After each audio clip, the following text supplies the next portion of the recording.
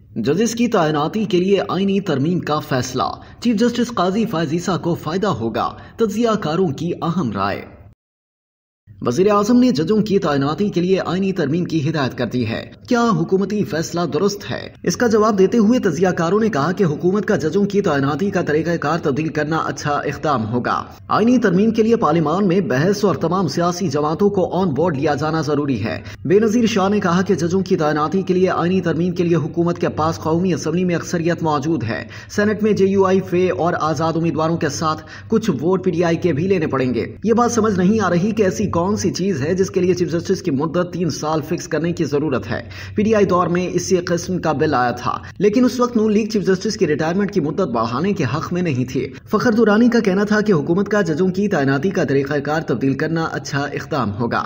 देखना होगा इस पर अदलिया की तरफ से क्या राय आती है।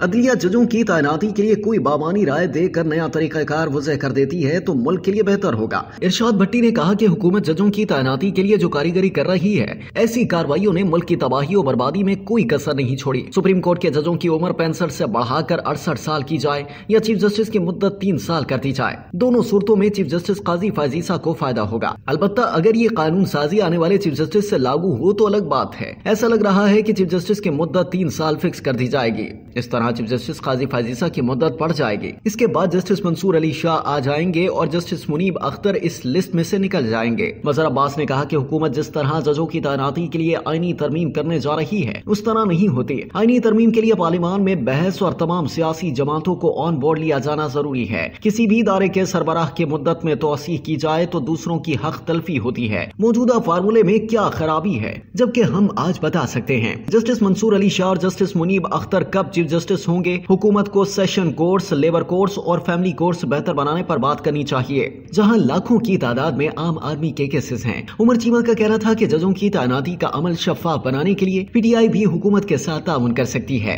चीफ जस्टिस की मुद्दत में तौसीह के लिए जवाब पेश किया जा रहा है कि यहाँ जज सिर्फ 35 दिन के लिए भी चीफ जस्टिस बने हैं। इस मसले से निपटने के लिए कानून बना दिया जाए कि किसी जज की रिटायरमेंट में मखसूस मुद्दत से कम वक्त रह गया हो तो उसे चीफ जस्टिस न बनाया जाए।